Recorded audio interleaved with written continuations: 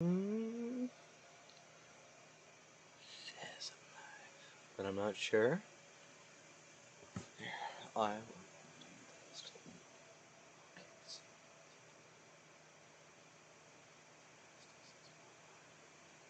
oh, okay, it's working. Anyway, hello, what's up, everybody? What's up, esteemed friends and colleagues? It's your friend Phantom Zeros back on the set.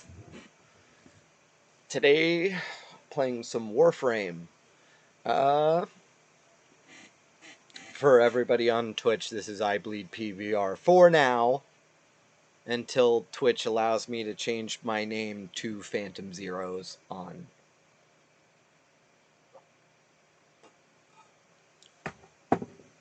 Twitch. Anyway, let's get this set up. We're gonna have some funny fun today. Also going to set up Discord.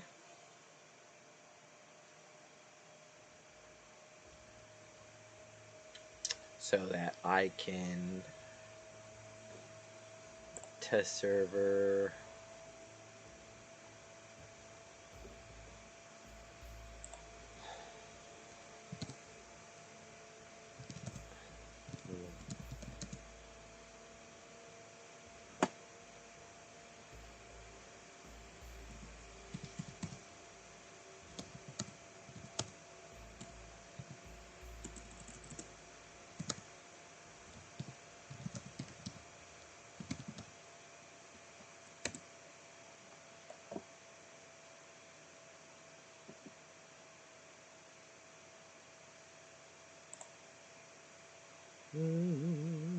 Okay.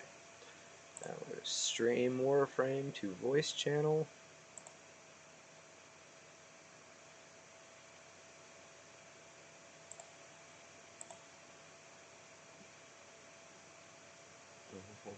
Okay. Open up Streamlabs, go to my live scene, where shortly. You picking up Warframe yet? Oh no, it's not picking up Warframe yet. Alright. Fix that. Wow, it hasn't even been 3 minutes. Crazy. Crazy. I have a viewer though. What's up, viewer? I don't know who's watching.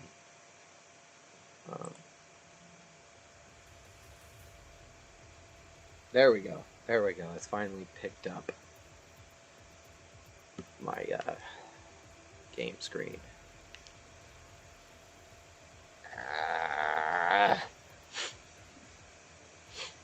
Whew.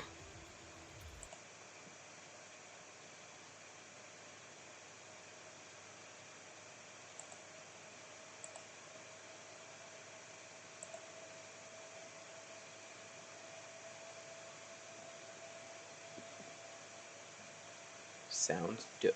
Sounds dope. Okay. So real quick, I'm gonna jump on my silly cell phone.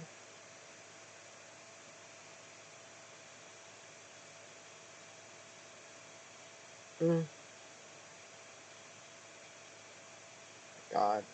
My phone, is anybody else's phone being absolutely blown to shit with calls from random numbers? Cause it's fucking whew.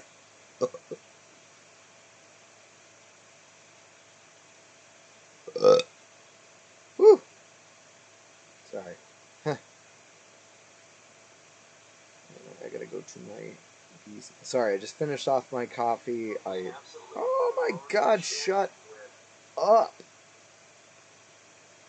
God, I cannot stand the playback of my own voice. That's why I don't think I could ever really do anything super professional, because I can't fucking stand listening to the sound of my voice. You ever get that, one random viewer? I wonder if you're the same viewer that was on yesterday.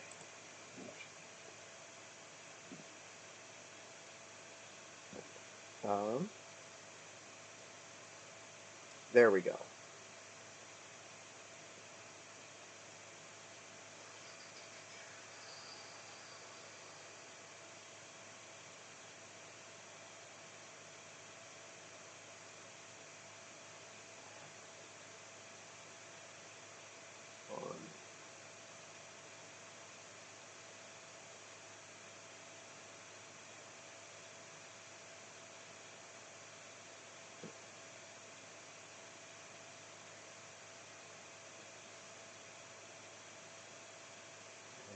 Join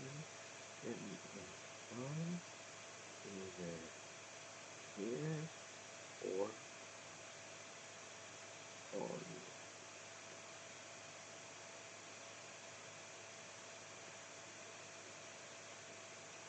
twitch.tv/IBelievePPR. There we go. And share. Copy link. Send it to a few people.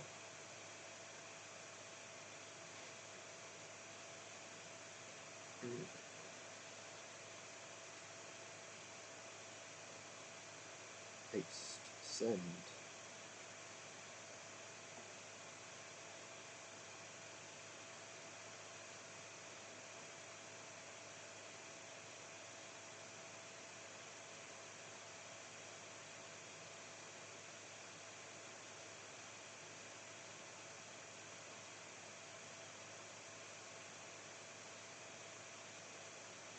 Paste. Send.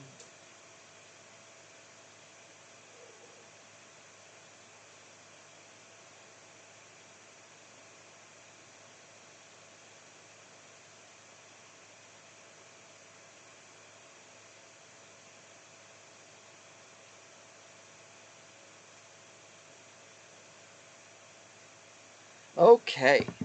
All right. All done with that. Now, let's get into Warframe. All right. Password.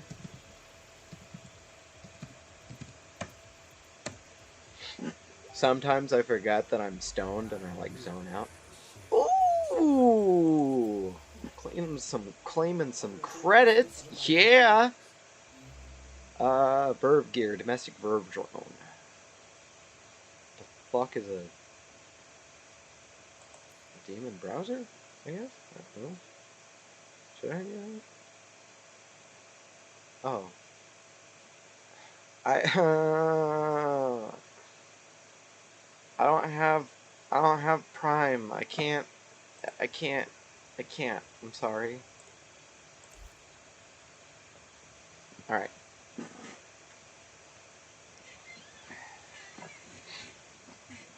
Here we go. Let's rock and roll.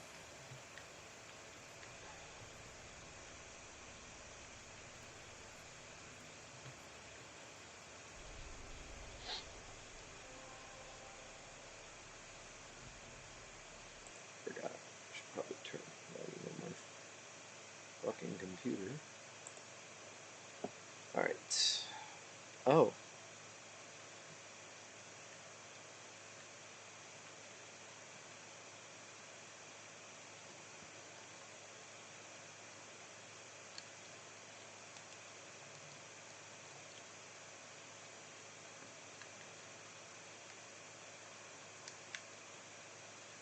Ugh.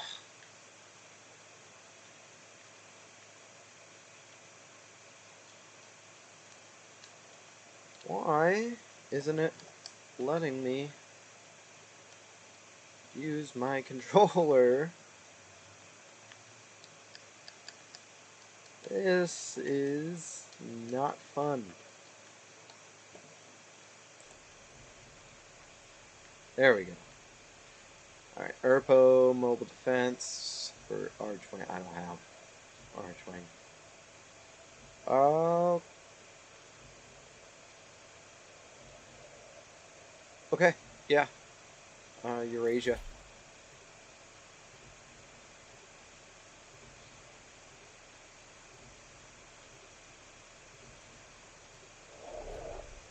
Ooh!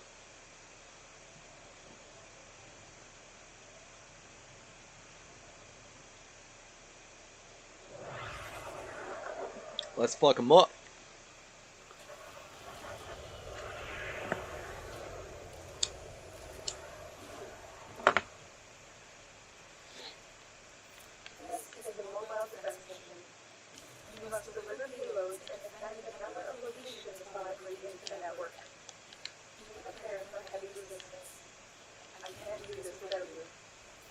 You're damn right you can't do this without me, Lotus.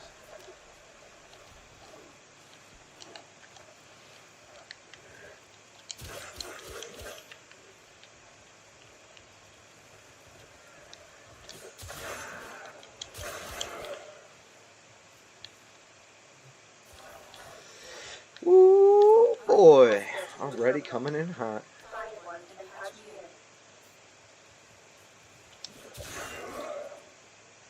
Assassinate.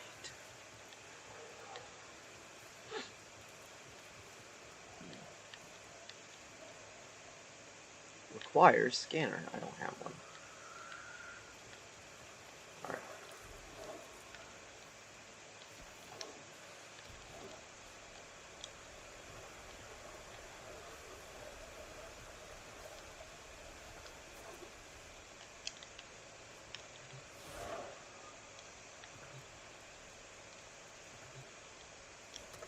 There we go.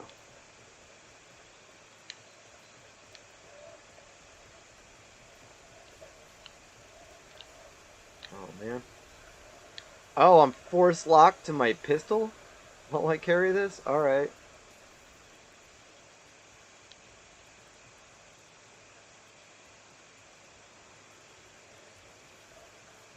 Alright, that's Gucci. We'll get this, Brad. It's alright. Force lock to my pistol and my Skana.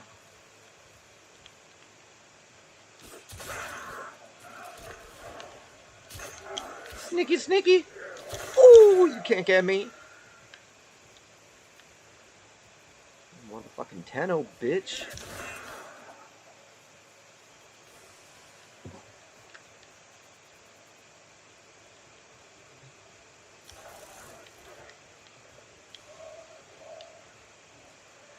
I don't really like using my pistol, though, so...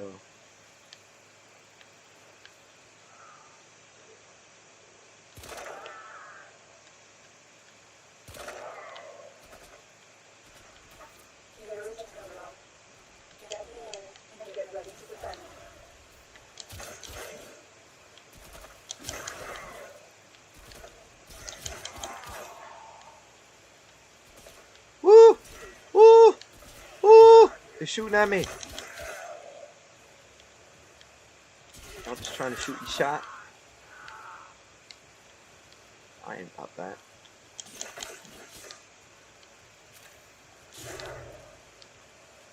Oh, fucks with Rainier.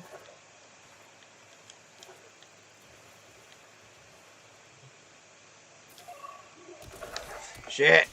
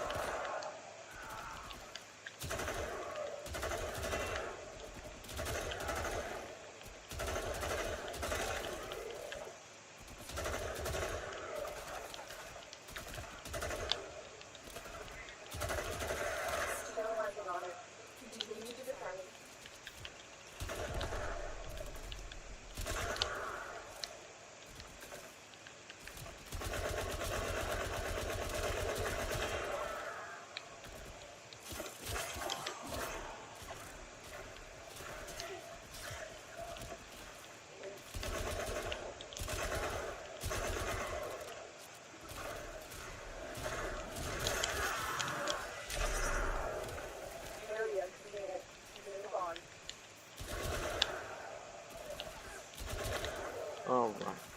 Area completed. Move on. Alright, I got the data mass to the terminal. Now I gotta do it again.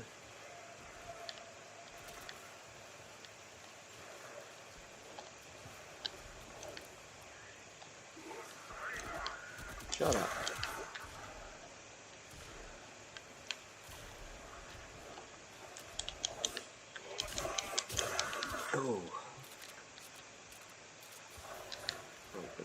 storage locker. Ooh, no, shut up. Ooh, reminds me of Diablo, where they would, where the monsters would like come out of the huts.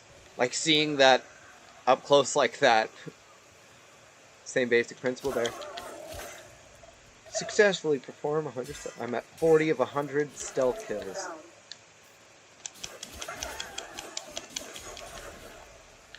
Stealth kill on a dog, though. I mean, that's... Jesus Christ. I hate those things. Shut up.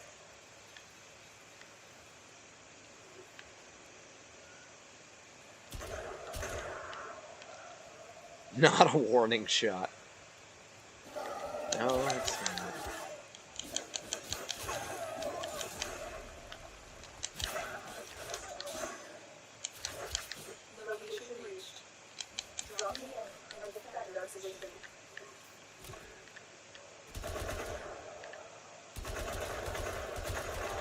Catch these bullets, bitch.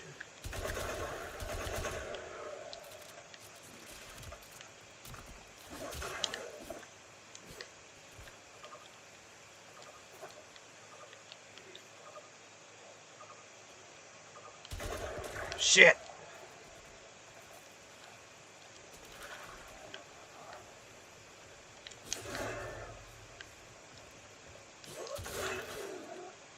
You let that happen. That's fucking sad, man. Shut up.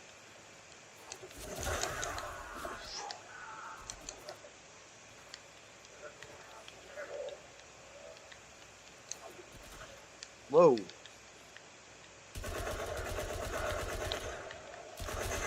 God. That's what happens when I stay up a game for a bit. Start to fuck up on the controls.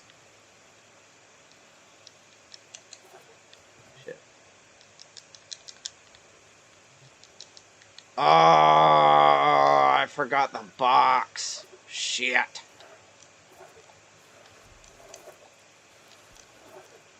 That's what it was. I have to have that box thing to hack into the terminals, and I didn't pick that up.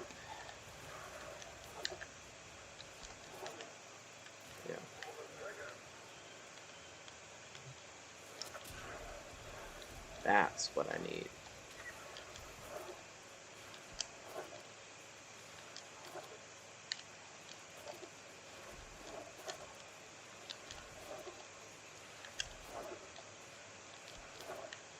Ooh, there's a hole. Hole in the world like a big duck picked in the field with people who feel for shit. And the people of the world inhabit. Fuck!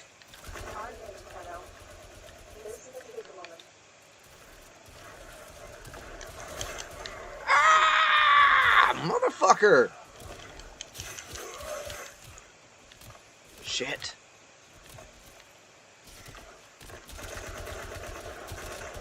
Clap, clap, clap. Woo! Man. The situation is pretty intense here. Still working on it. Still working on it. How did I leave you alive? Probably because I suck. Slide dash always fucking misses, I swear. I'm just not good at slide dashing. Or hash-slinging slasher. Woo! Terminal hacked. Keep moving.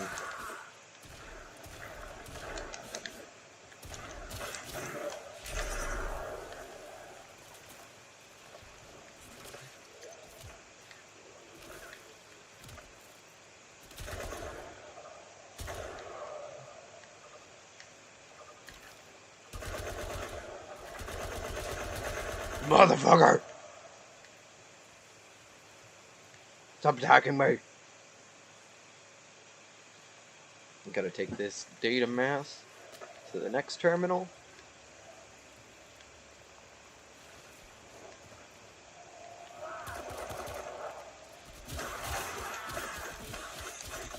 Just because I can't use my big gun doesn't mean I can't just absolutely fuck you guys up.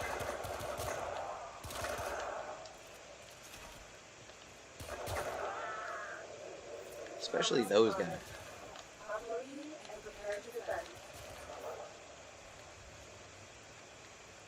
Alright, now... Alright, hacking this terminal. You better be.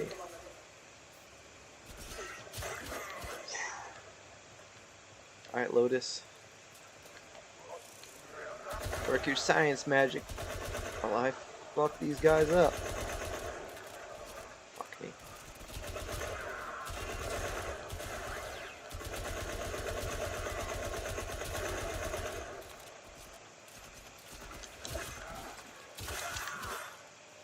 Still working on it. Continue to defend. Oh, I'm still defending. Shit! Gotta go back. No! Get away from my terminal! Warning shot.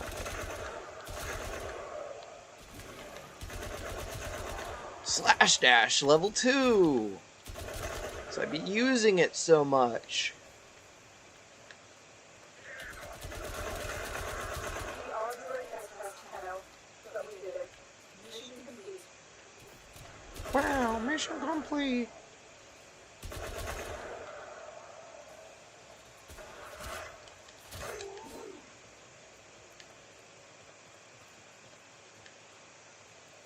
Alright, now I can head to extraction.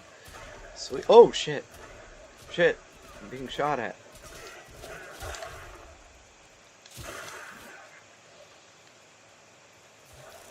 Whew.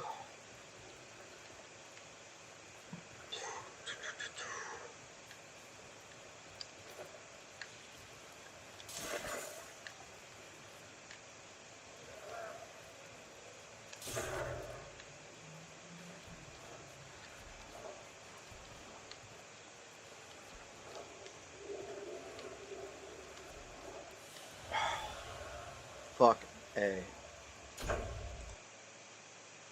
Okay. There we go. No.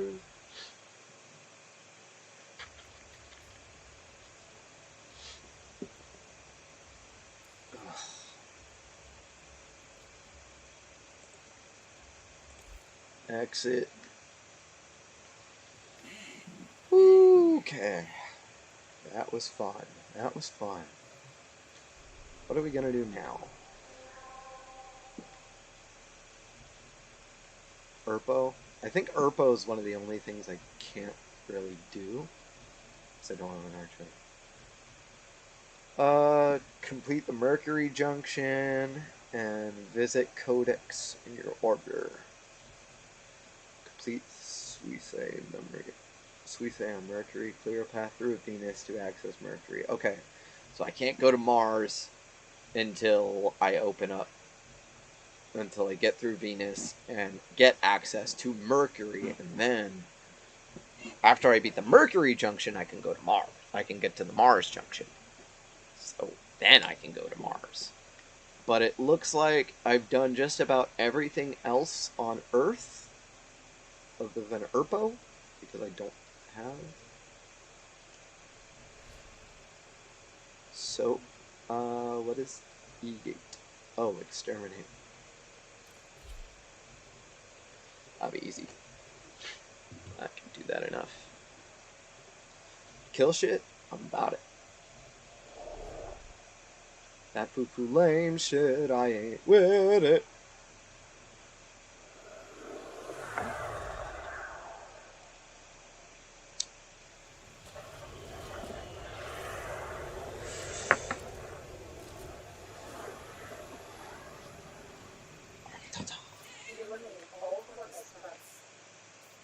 Eliminate all corpus threats.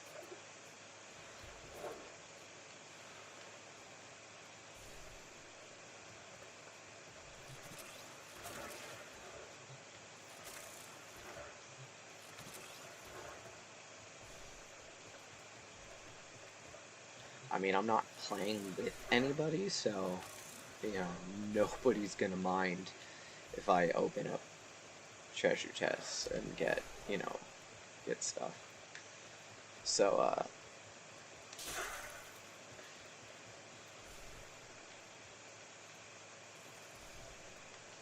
okay. Now I just gotta find my way where to go. Through there. Then I can get to the...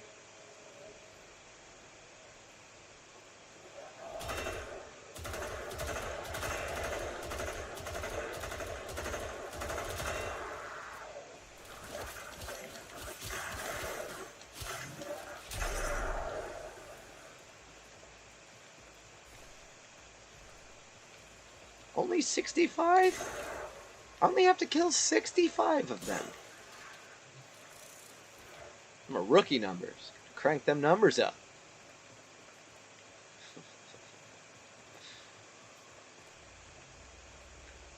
$65 just feels low.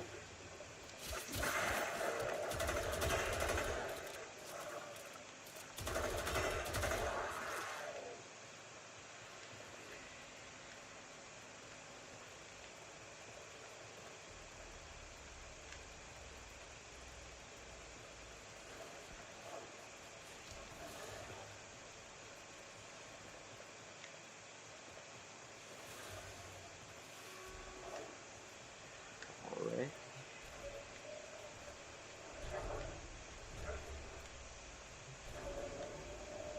Time to go down. We're going down, down in an earlier round. Woo!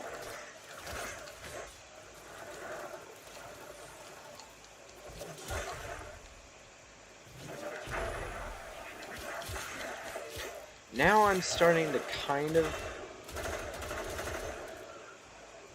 get how skills work and stuff.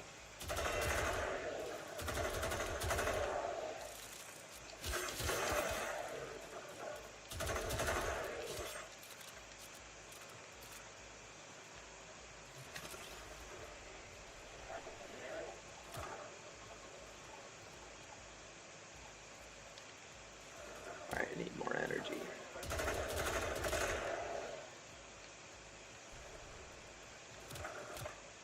Shit. How did I not notice you? Motherfucker.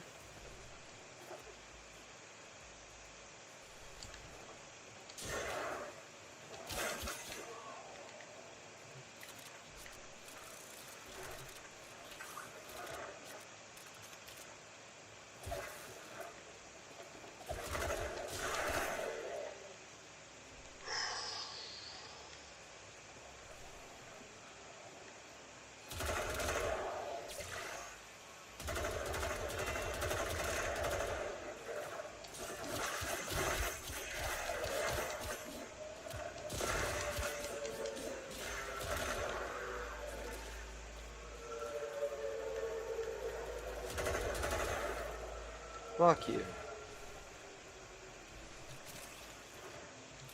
What's up, second viewer? How's it going?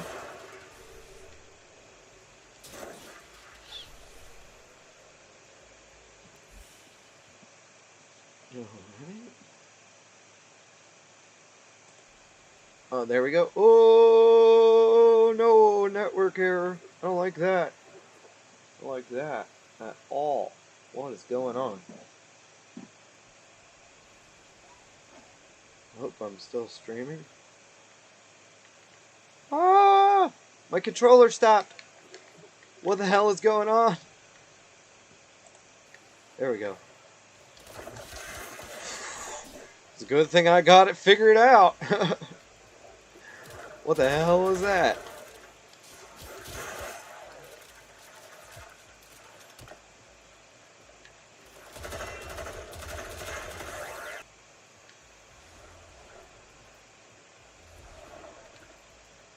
Alright.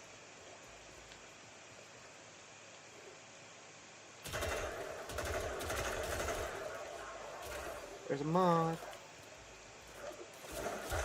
There we go. Power slam! What are you gonna do about it?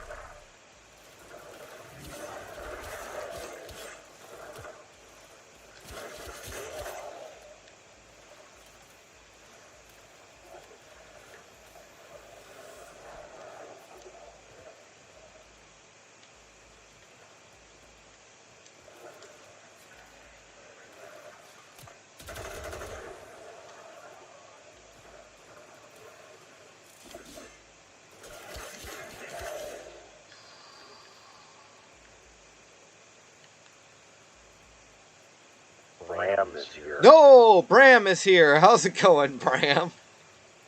Pretty good. Oh, good to see you, buddy. Good to see you.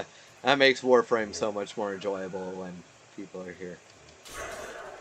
No problem. Oh, 6 swords. Oh yeah, yeah. It was one of those scarf things that you see in a Donna or Those whatever. scarf ones? Yeah, it's a paid one though. It was a couple dollars for it. It's like one of those scarf menu items, the Sienna Donna or whatever. Yeah, I know what you're talking about. Yeah, and I bought it because I was like, that looks hella fucking dope, and I need it because it's like 2 swords. So, yeah, I actually did some decking out on my frame as far as the cosmetics go. I spent a good bit of platinum on Nice. Did some fashion framing. fashion framing. Yes. Yeah. Yeah. I always love. I know a bunch of the Warframe fan base likes to refer to Warframe as space Barbies. Space. All right. Yeah. Yeah. That's not. Because half the game is dressing up your little space ninja. And you know it's so funny because we were last time I was playing with my friend Tristan, some Warframe players were actually all up in the chat and they were telling me, they're like, yeah, Warframe Endgame is fashion frame. Yeah. And it's so funny because that's exactly how Adventure Quest Worlds is. Like, you get through the storyline stuff and then it's Fashion Quest Worlds. There's a whole subreddit called Fashion Quest Worlds. Because like it's where people just flex their rares and stuff like that, which is what I was doing on my AQW stream. Was basically I had some AQW players come on my Twitch. They actually gave me a follow, and I was just like, oh fuck yeah, and it's just because we were flexing rares. Oh man. Yeah, I was helping Tristan get through some beginning stuff like killing Vor and whatnot, which I had already gone through, and now that I'm starting to realize more of how Warframe works, I was just like, okay, well, yeah, that's what we'll do today. So whenever I finally get past this mission, I can open up for you to, to have an invite with you and stuff like that if you want to jump in. I don't know if I'll play. Oh. Today, but I'll hang out and watch though. Oh hell yeah! All right, that's fun. Oh man, which it's good because I enjoy the talking because like I'm not in a manic state anymore, so I can't just freely talk by myself as I normally can whenever I'm in a manic state. Gotcha. Yeah, it's one of the shitty things about bipolar is like I get in my depressive modes where it's like I'm so much more low functioning, low energy, and then I'll hit a manic high and then I'm just like, oh, I can talk to the camera endlessly by myself. And then I go back to this and I'm like, oh yeah, I can really only talk. I kind of turn into Eeyore where I can only talk if somebody's there. So it's good that you're here. I missed you, man. How you been? What you been up to? Mostly same. I'm almost done with Hunter x Hunter. Oh, nice, nice. Well, so what's going on right now? I haven't gotten through Hunter x Hunter. so much. Yeah, I'm in the part of the story known as the Chimera Ant arc, and it's fantastic. Yeah, I saw it because I saw you post about Greed Island the other day, and I was just like, yep, that Greed Island sucks. I hate Greed Island. It really did. I mean, it was so uninteresting. I haven't finished it because I'm just like, wow, this is fucking boring. Yeah, because Greed Island, I'm just like, I wasn't really invested, and also it's like a card game anime in that part, and Yeah. I'm like, I don't care about card games at all, so didn't enjoy that. But luckily, once you get through Greed Island, the best part of the anime happens. The Chimera Ant art. Yeah, Chimera Ant. All right, I'm gonna have to. Great. I'm gonna have to get through it just so I can get into Chimera Ant. Because I loved it, so it's better than York New. All right, well that's good, because York New, in my opinion, was like super well done. Yeah, York New's great. Like, I think it's like kind of a tie between Chimera Ant and York New, honestly. Does Lucifleur come back? I forgot which one was that. Pretty boy leader of the spiders. Because I know. They all. Wait, Lucif. I think that's. I can never remember his name properly. It's like he's the one with the. He's the. Oh God, what type was he? He's the one that likes to steal people's shit. Oh. He doesn't come back, but the rest of them do. All right, because like he's a really fucking cool, like interesting villain, and like it's the fact that they were just like, hey, we're gonna like bind his powers so he can't use them unless he wants to die, and it's like, damn, like. Yeah. You're really gonna take out an OP villain with like some kind of like, it was like as disrespectful as the third Hokage sealing Orochimaru's arms. I still, as much as I hate Sarutobi, I'm just like, he just dropped the biggest disrespect to Orochimaru by taking away the use of his arms and seals. Wait, you didn't get it really into Naruto, did you? Nah. Oh, that's right. But yeah, like fucking. I'm taking your word for it, though. It really gave me that same kind of feel, because I was just like, because Kurapika was just like, oh, I'm gonna kill this motherfucker, and he's like, what's better than killing him? Making it to where he's fucking useless for the rest of his life. Like, and it's like, alright, cool. Fucking A. Which just, oh god, I can't remember, is it Hisoka the clown? Yeah. Yeah. Which, it's so funny because Hisoka's is so pissed by it. He's like, fucking really, dude? Like, now I can't even fight this guy. Like, Dad, he can't get it up anymore. I can't get off now. It's like, it's useless. It's just useless. And it's, oh man, that's just, I thought that was so funny, because like, oh, he's got this grand motive to like, kill his boss, and it's so funny, because he's doing the whole Kefka thing. Some clown motherfucker wants to kill his boss off. Not even his boss. He's just like pretending to be a spider. Yeah, exactly. Like, oh my god. Yeah, I do like Hisoka. I think the dude is fucked. Like, I love that meme I saw. I think it was this morning of like, yesterday it was you can't run fade with a kid. You can't throw hands with a kid or something, and it's like Hisoka, like poorly drawn, like about to throw a punch at Gon, and I'm just like, yeah, yeah, you would. Again, oh man, it's like he doesn't give a shit. Yeah. He'll punch a little kid. He doesn't give a fuck. Although Gon is interesting. I like Killua better though. Yeah, definitely. Oh man, Gon gets really interesting in Chimera Ant.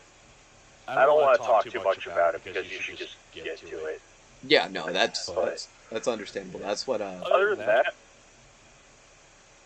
that, I got through the original 1970s Gundam and watched the prequel series Gundam The Origin, and now I'm on episode 10 of Zeta Gundam, which is like the direct sequel to the original series. Yeah. That's pretty neat. Dude, the main character of Zeta Gundam, Camille, he's like the biggest bitch of a protagonist ever, but he's also so powerful. Like, episode 1 is like some like high-ranking like officer pilot guy was like, Camille. That sounds like a girl's name. And Camille just beats the shit out of him. It's like, dude, this guy is like the equivalent of like a mech pilot Navy SEAL. Just got beat up by like a 16-year-old. The best. Fucking. Oh my god. I like Gundam. Like, I mean, I've watched through quite a few of the Gundam series. Surprisingly enough, I need to watch the 70s Gundam because I feel like I'm missing out, and I'm really surprised in myself that I haven't watched it. Where can I find it? Is it Crunchyroll? So I don't know where you can find the series, but there's a movie trilogy version of the original series where they essentially like condensed it down into 3 movies that are like an hour and a half long each. Okay. And that version's still really good. It doesn't really get rid of anything like it doesn't remove anything like super important. And that version's on Netflix. Okay, good. Okay, I can do that. Like, that's perfectly fine to me. Like, actually, that might even be preferable in my opinion. Because, like, and especially, I really dig 70s and 80s anime anyway. Because, you know, for some reason they just have such a mood. Yeah, definitely. About them. And, no, it's so funny. Because, like, I always thought Gundam had some of the most interesting choices for protagonists anyway. Like, yeah. Like, you know, Gundam protagonists, it's very much the mixed bag of what you're gonna get for primary protagonists. Because, I mean, on one hand, you've got, I'll just use a common example, Hiro Yui from Wing. Like, I have not seen Wing, but I've seen the scene from Wing where he goes to, like, that girl's birthday party, and he's just like, I'm gonna kill you. And then the music starts. He's so ridiculous! Like, Hiro is so fucking ridiculous. Like, he's this super badass, like, assassin, fucking ace pilot, fucking awesome guy, but he's such an emo bitch.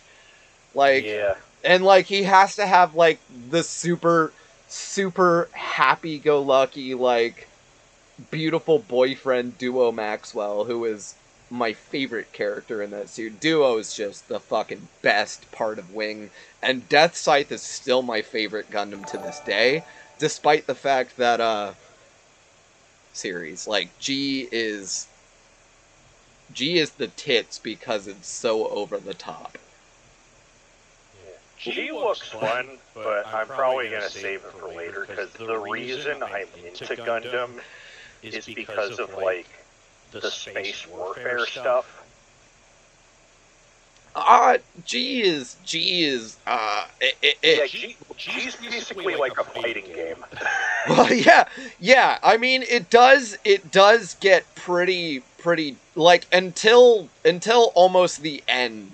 It's pretty lighthearted fighting game type stuff, and then at the end it goes into like the crazy like, oh, the Dark Gundam is gonna like just take over it all, and like it goes into that weird anime thing right at the end, but it's fun and it's goofy. Domon is probably arguably just one of the best pilots ever, and the fact that he's willing to bring smoke to anybody, and even when he's like, he just yells. Like, his default setting is just screaming at everybody.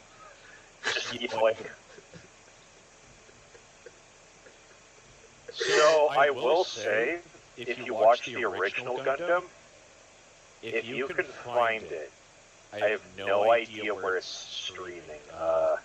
Hulu, I guess, apparently.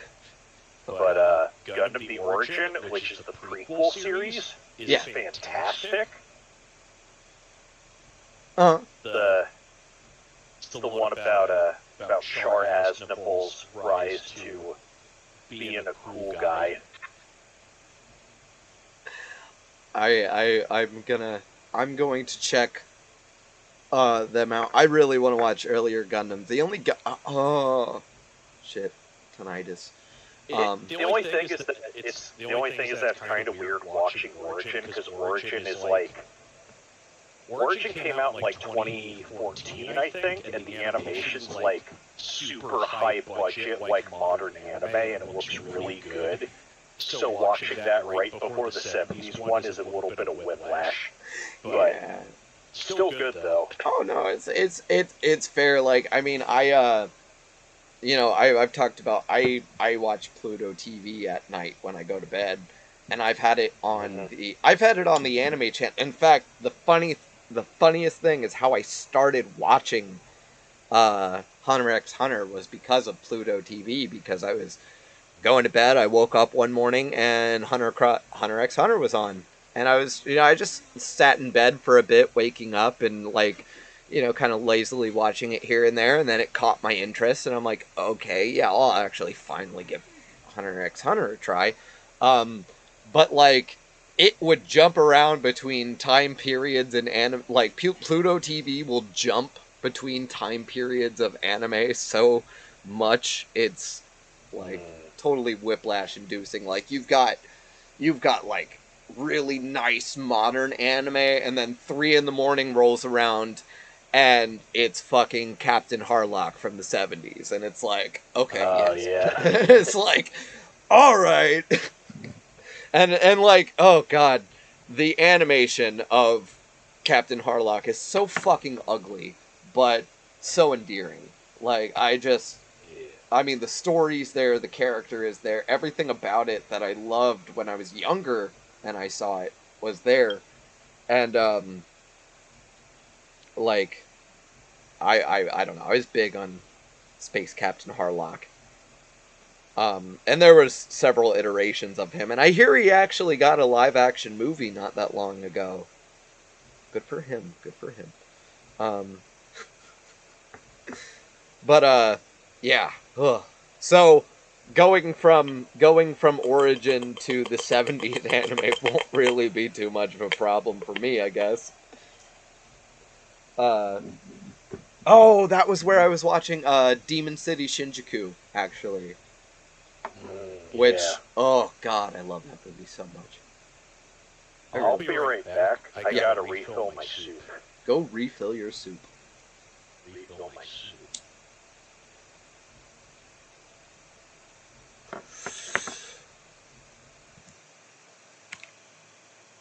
Doo-doo.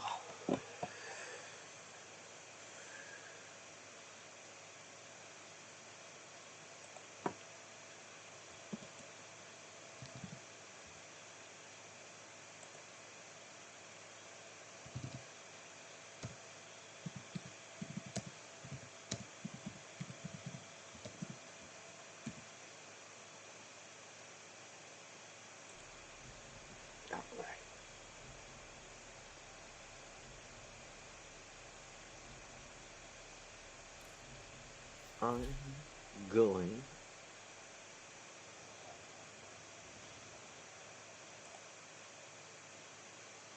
I have returned. All right.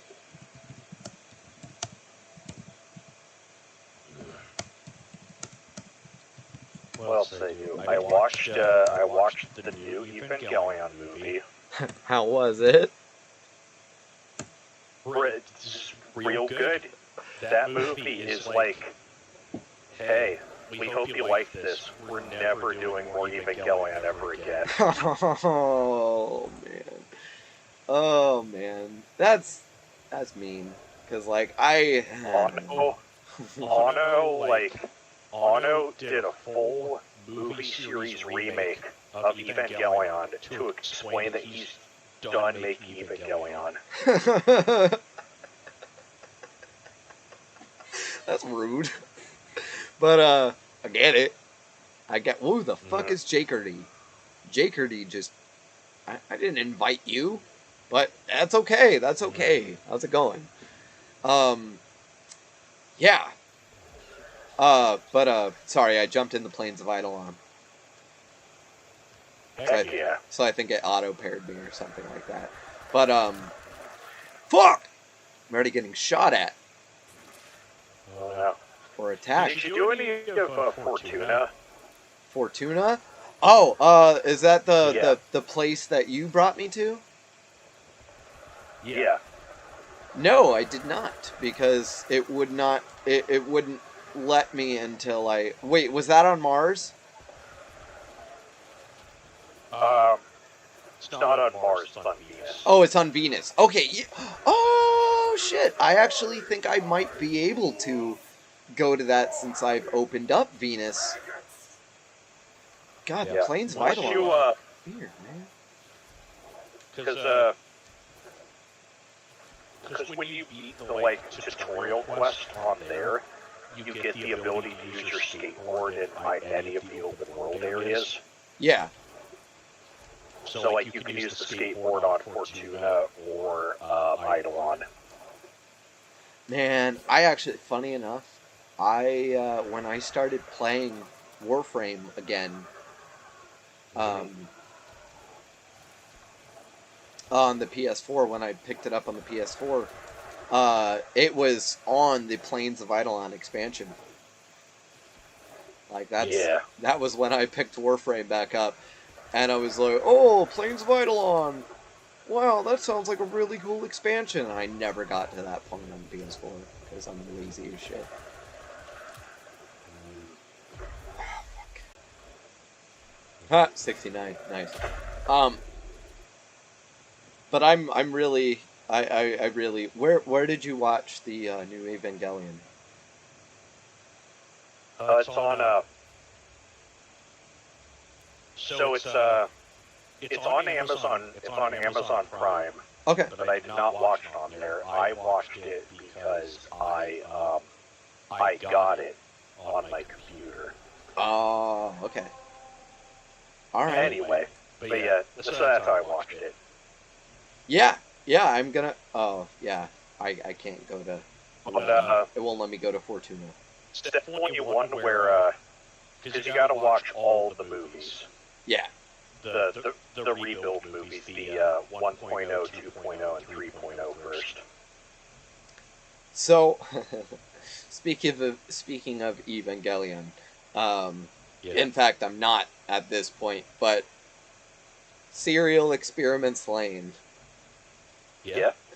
I was thinking about getting my wife to watch that with me. Because she wants to get into anime. Oh boy, this is a pretty good one. It is a good one. Like, I loved Serial Experiment. And it was weird because I was following a post that was talking about Evangelion when I stumbled across the Serial Experiments Lane Wired posting group.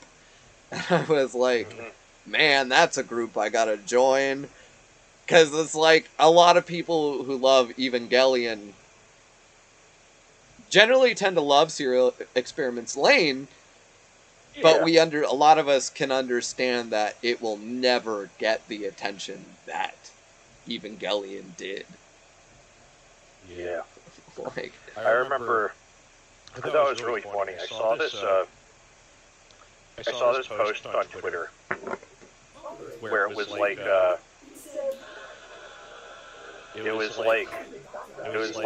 when non-binary people turn 20, they pick one of these anime characters to base their whole identity on, and Lane is one of them on the list.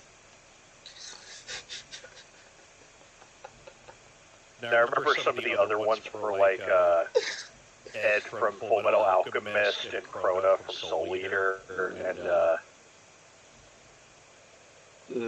wish I could find that post. I think I had that saved on my phone.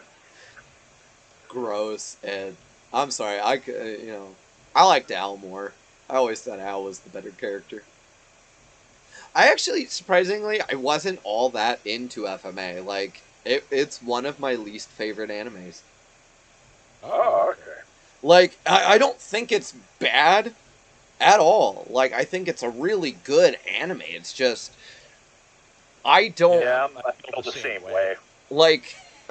I'm not going to argue anybody on the fact that it is a good anime. I mean, everyone can appreciate that, but it would never come anywhere near, like, my top favorite anime list. Like, I mean, yeah.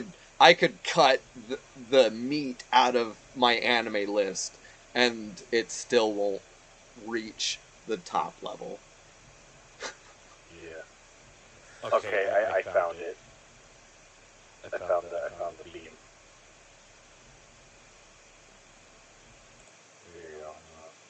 There you go. I'm posting it here.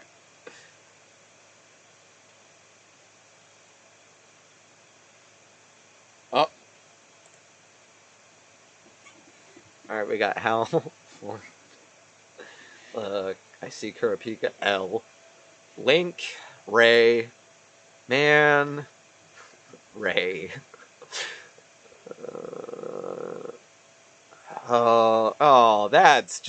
That's just mean.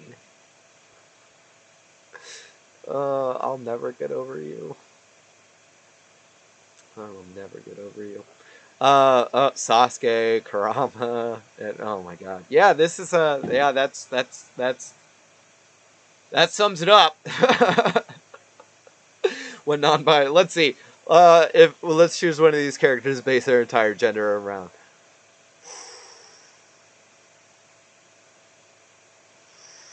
Oh man, that's tough for me. I wouldn't say L. I'd say I'm probably somewhere in the middle of Howl and Ray.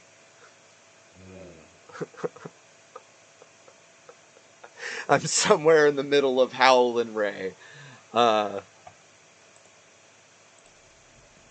But, oh man, it always makes me so mad when people are just like, oh, if someone says that they love Ray, I immediately don't trust them because, like, it's like, no, I love Ray because I feel, like, a strong sense of relation and, like, care for Ray, personally.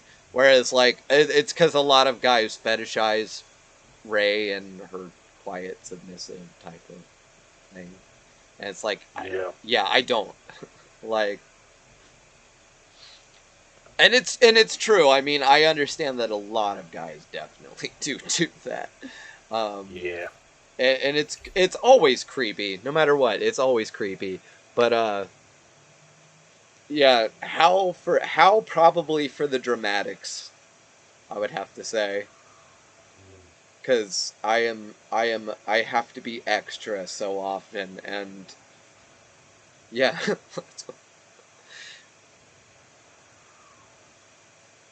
It was funny. I sent this picture to my friend Riley originally, and they were immediately like, oh dude, I picked Crona from Soul Eater when I was 12 and never looked back.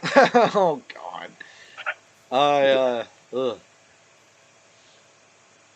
Soul Eater, yeah, that was another one of those animes that oh my god, why are okay, I have no idea what's going on. But Soul Eater was one of those ones my Nathan liked a lot more than I did. Nathan was really into Soul Eater. I watched it with him a lot, but it was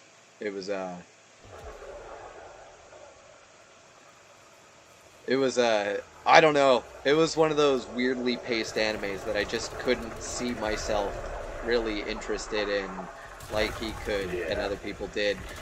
You know,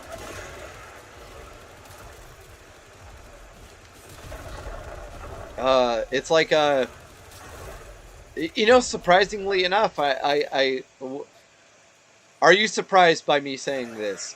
I still haven't watched Black Clover. I mean, I haven't seen. I don't know what Black Clover is. Oh, okay. Like, a lot of people get really surprised when I say I haven't watched Black Clover. I haven't watched Black Butler either. And, like, I say that and people... Oh, shit. Water bad. But, yeah, a lot of people get surprised when I say that, and I'm like, why is that surprising? Like, there's a surprising amount of anime I haven't watched. And it's largely because I'm like, yeah, I'll get around to it. Oh my god, this guy's running around in a fucking mech! Yeah. Oh yeah, I forgot they added mechs. What the shit? Alright, that's cool! Sometimes I play Warframe and I'm like, oh yeah, I forgot that's in the game now. Oh man. God, the planes of Eidolon are actually kind of scary. Like, these things are flying in the sky, and I'm just like, oh my god, I said flying in the sky, and now I immediately got a G Gundam's intro stuck in my head. Flying through the sky, shining finger. Run the gun! Just, that theme song was... Have you ever listened to the Shining Gundam theme?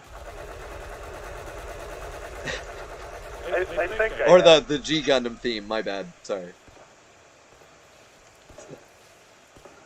Cause I gotta send you if you haven't, I gotta send you the G Gundam theme. It is fucking hilarious and I love it. And it's like, it's so hype. It's one of those, oh man, that is a good example of an anime intro. What the fuck am I doing in the Plains of Eidolon? Like, what is the objective here? Call the enemy. I'm voting on mission. So I know if you go to, like, the town that Plains of Eidolon is connected to, you could, like, talk to NPCs, and I think there's, like, quests they can give you to do around here. Okay, so go to, yeah. Alright, Eidolon rather than... Okay, now I want to get Quake on PC, because, I grew up playing Quake, funny enough. Like, one of Nathan's biggest things when I was a kid was, Quake. We played a lot of Quake, a lot of Total Annihilation, a lot of, Doom. Oh, man, that just, I don't know. The fact that you just unlocked a memory for me, I don't know, that just makes me so happy. Makes me so happy. So, I got it. Now do I have this? Probably don't have this. Insufficient. Oh. Okay, I can't get that. But yeah, I would love, now I also kind of want to get it on my Switch, just because I could play Quake on the Switch, yes? About the 3DS Halo, I realized it's like a Quake mod, apparently. A Quake reskin for an actual because oh, go ahead. Yeah, I looked it up when you told me what it was called, and I actually played that, but it was a version for the Dreamcast? The PSP. Oh, the PSP? Yeah. What? I didn't know that. Yeah, there was a PSP version of that same weird Halo fan Quake game that you were playing. Yeah.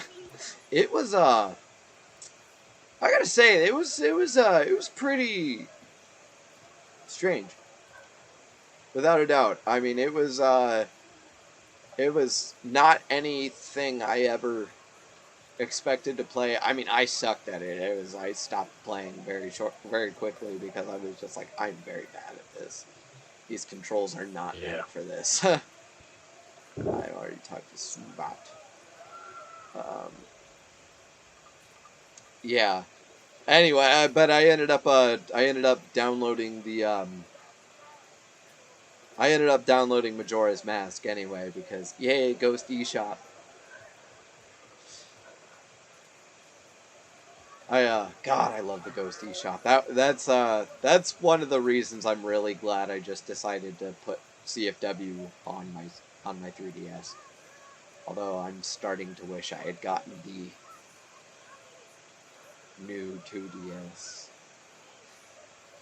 Pointed out that is absolutely such a ridiculous thing to say. My mind takes a second every time I bring up the new 2DS and the 3DS. I'm like, God, that really is just. I'm like walking into my used game store, and I have to have like my piece of paper with the proper name written on it ready.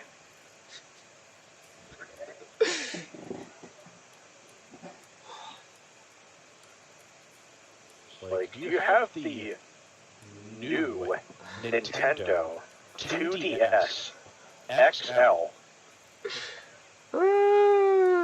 Yeah. Terrible name for a console. Like people were giving shit to Xbox for Xbox Series X. What kind of name is that? I'm like, listen, Nintendo has been infinitely worse at naming things. Yeah, without a doubt.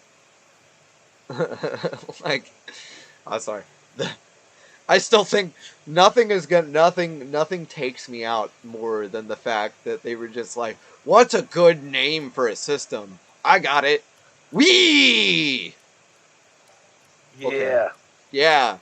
Yeah, let's just... What about the next one? Wii U! Wii U! Also, Xbox Series X is actually a good console name because it shortens to sex. Or Xbox sex, I guess, apparently.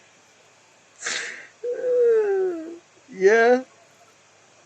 The Xbox Series, it's got the 3 X's in there. It's got all the X's you want. Oh man, this is cracking me up. This is good. Oh man, speaking of awkward sexual tension, I gotta tell you about the other game I played recently.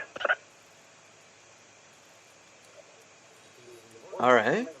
What's up? What is it? So I'm signed up on Xbox Game Pass for PC. So I've just been playing like whatever games show up on there.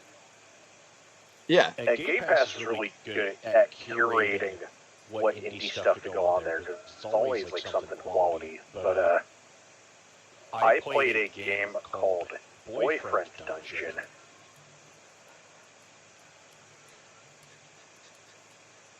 And this is so here's what the premise of Boyfriend Dungeon is. Okay, it's actually kind of funny because we were talking about Soul Eater earlier. Yeah. The premise is that it's a urban fantasy setting where there's people that can turn into weapons,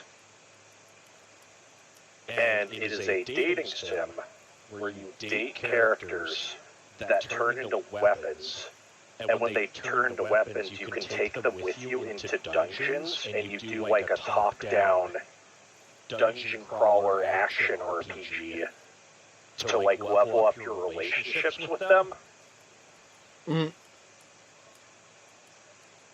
And it was actually really good. Also, the title is misleading because there is in fact one girlfriend in the game and 2 non-binary friends. Oh, wait a second. I think I posted about it on Facebook recently. That's probably where I'm... Oh, man. Because that sounds really familiar. Like... Yeah, it's kind of a silly premise, but like the game is really good and the art's really good.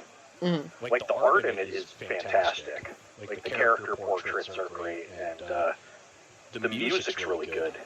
Also, Mm. If I'm not all right, hold on.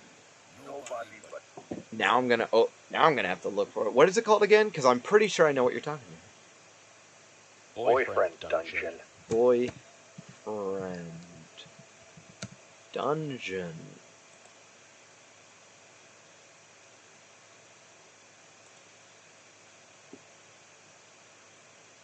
Is this the game?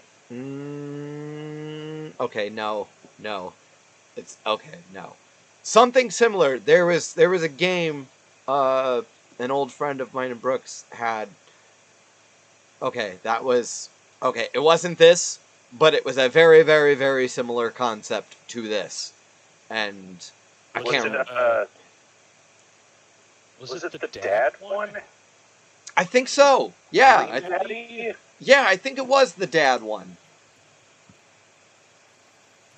I heard that one was good. I never played it though. Yeah, like that was yeah, because that was something because like as soon as you were talking about Boyfriend Dungeon, I was like, why does that sound so similar, so familiar? And then like I was the daddy one. I remember Brooke was playing that. Brooke never really got to get into gaming as a kid, but like she's trying to get more into gaming now as an adult, like trying here and there. And like she did really fucking good at Mario Party. Like holy shit, she did really good at Mario Party. I only got lucky. I only got ahead in the game because I was doing so bad, and it was one of those like I don't know. Did you play many of the Mario Party games? I think I played the N64 one and the GameCube one. Or like, my brother and I used to go to my Dave Grohl cutting open our palm on the fucking N64 joystick playing Mario Party. Doing that. Like, oops. Oops! Oh, yeah, that's my hands bleeding. Eventually you get a callus and then you don't mind it as much. Oh man, I'm jumping on top of the buildings. Assassin's Creed. But yeah, Boyfriend Dungeon, absolutely recommend. Alright, that's... I ended up... Also, just so you know, when you play it, you don't have to, like, replay it if you want to date all the characters, because you can just do it. In fact, there's an achievement where if you date every character, you get the polyamory achievement. True. Well, I mean, the is funny enough, the person that we had the daddy one that Brooke was playing, they were one of our poly friends. Okay. Yeah, they wanted to get with Brooke really bad, and Brooke wasn't into that, and yeah. we're not friends anymore. But, yeah. Continue. But yeah, so like... It's good though. I only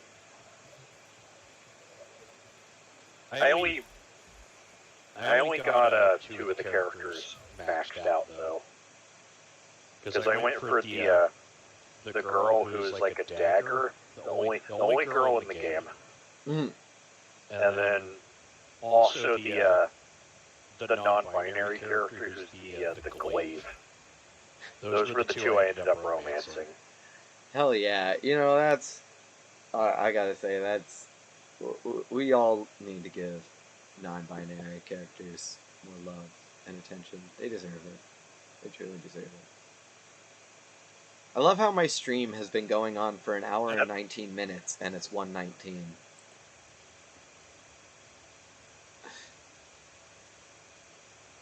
That just tickles me. But, oh my god. I mean, you talk about dating sims, and I still think about Fire Emblem. I'm always gonna think of Fire Emblem as so heavy on the dating sim aspect, which is, honestly, it saved, hey, I think Fire Emblem has to be the only game where you can set your friends in the game up with relationships.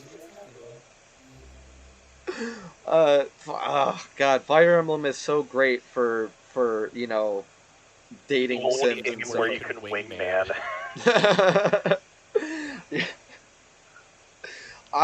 Yeah, I love it. Like, I love pairing people together. Like, I'm just like, hey, I want them to get together. They're cute. Like, I spent so much time, like, just pairing people together, like, and you guys are gonna have babies, and you guys are gonna have... We're all gonna have beautiful murder babies that live in pocket dimensions, where they age really fast. Their own little hyperbolic time chambers. Or in Awakening, it was they came back from the future. We come from the future past. Like, oh man, Awakening was goofy. A lot of people thought the dating sim aspect and the coupling aspect of Fates was too goofy and stupid. I loved it because it was nonsense. Because I'm like, why? Why would it have to make sense? I mean, yeah, you could use time travel like you did in Awakening, or you could be like, well, we had the baby, so we stuffed them in a pocket dimension where they age really fast and grow up with complexes for the fact that, you know, they were mostly neglected by their parents who were off at war while they were growing up super rapidly.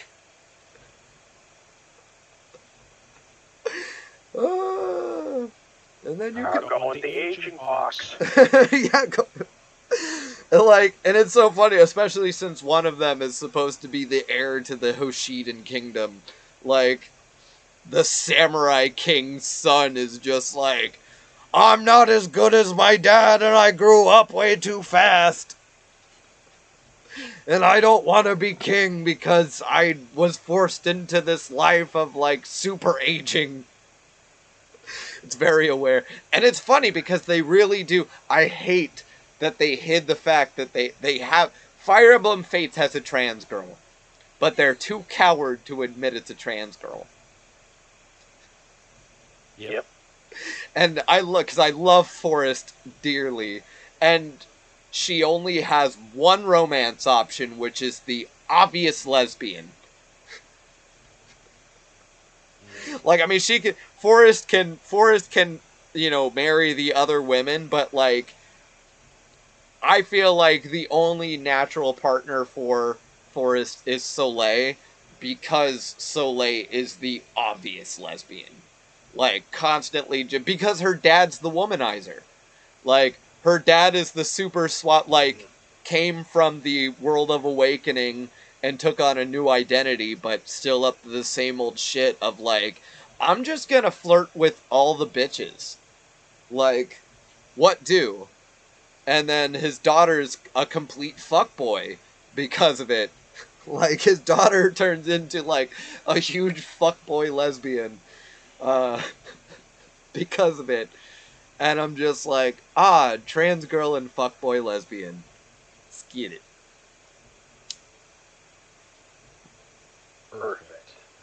Perfect. It makes the most sense. So, how do I get an Archwing? I have no idea. I never bothered because, wait, just the Archwing? Yeah, because, like, I see this glowing thing on Earth still. It's mobile defense archwing, and it says I have to have an archwing to do this mobile defense mission. You do a quest to get it. You Okay. do whatever your. I think you just follow whatever your story chain is, and it'll eventually take you to the mission where you get one. Yeah, I guess that would be one of my missions on Venus, which are survival, spy, and defense. Or if you press R1. Oh, Ghoul Purge. Oh shit. Yeah. So there's. Okay. So there we go. That and then Mercury quests. Mercury Junction on Venus. Yeah, you reactivate. do whatever next objective is. Alright. Reactivate the solar rail by completing the task for this junction and defeating its guardian, and then pending is Vox Solaris on Fortuna. Because you started that one, so that one's just there. But Yeah. basically, you just follow whatever your next objective is, and you'll eventually get what you need. Yeah, I got it. What did that?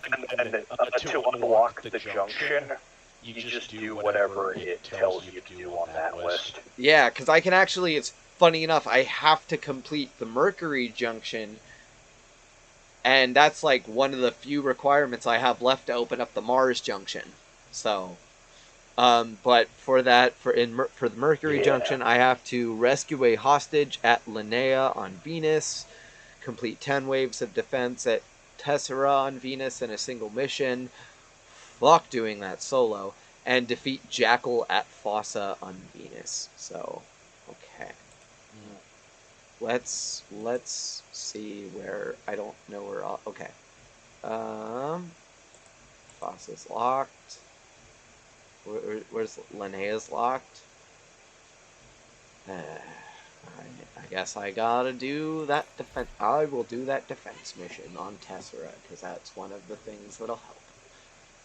I think it said I have to survive 10 waves, and I hope somebody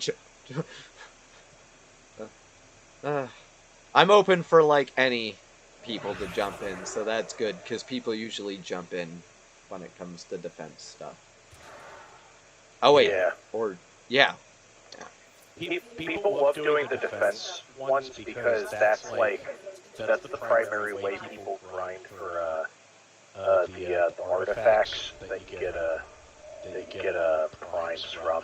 Ah, okay, that makes sense why a bunch of, like, high rankers were jumping in with me for no reason. Yeah. I didn't. Okay, all right, that's good. Because I'm like, why do you stoop to the level of? And it was so funny because I was helping Medalver with it, and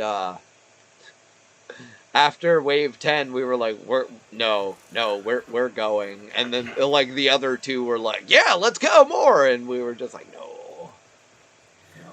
I had to get off, and he had to go do something. We both had to go do something else, so we were just like, we can't do this. I was actually getting ready to end my stream because it was going on too long. So please, whoever might hop on this, please come help out. Especially since this is obviously a stronger wave than what I was dealing with on Earth. Shit.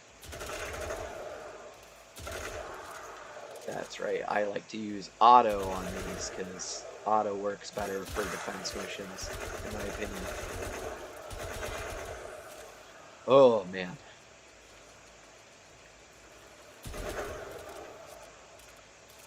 Always forget about needing to reload. God, how do these people take... Ugh. I feel stupid. Ugh. So much damage. Yeah, fucking these guys are definitely harder to kill than the Grenier, that's for sure. Yeah. Yeah, slash dash. Get him. Radial javelin. I'm starting to figure out how the skills work in this game. Like, I have a very loose understanding of it, but I'm starting to get it more. I know, have you unlocked all your skills yet? I am not entirely sure. I know for a fact I have radial javelin and slash dash. Yeah. Oh, and exalted Also, blade. have you been you've been like equipping all your mods, right? I should probably equip more mods soon. Yeah. Yeah. Yeah. You should equip your mods. I did. I equipped a couple.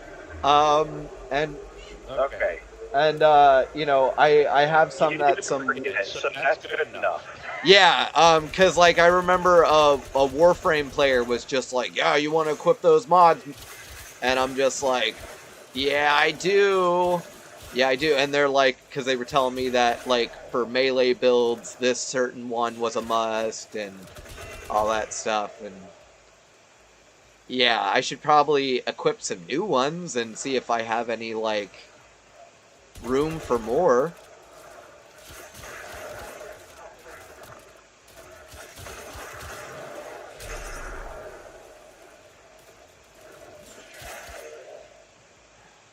Radial javelin takes a lot. Yeah, I've been learning that if you use skills, that's how they rank up. So I've been trying to use the skills more. Yeah. Because I can't, you know, just slash and shoot my way through the entire game. Eventually, it's gonna come to a point where I'm gonna need to know what the fuck I'm doing and not just swing blindly and expect to get through it. I got humbled real quick during a wave, and it was kind of an eye-opening experience because I got fucking wrecked, and I didn't even realize it. I thought I was doing good, and then all of a sudden I just fucking died. I was like, I am not playing as effectively as I should. Yeah.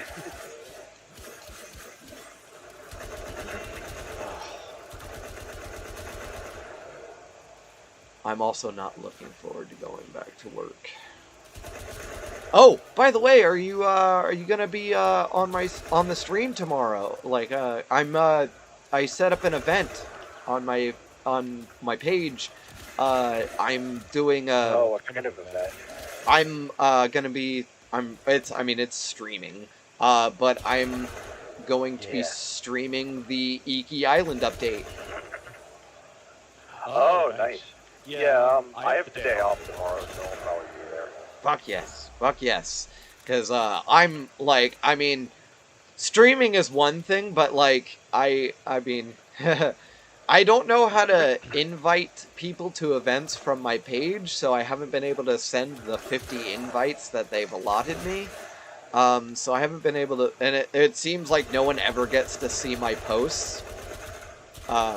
Like, I share things and I post things, and it seems like almost nobody reads them when it comes to promoting my page or anything like that. But and that's not. I feel like it's a fault of like Facebook not. It's Facebook. Yeah. It's Facebook. It's absolutely Facebook.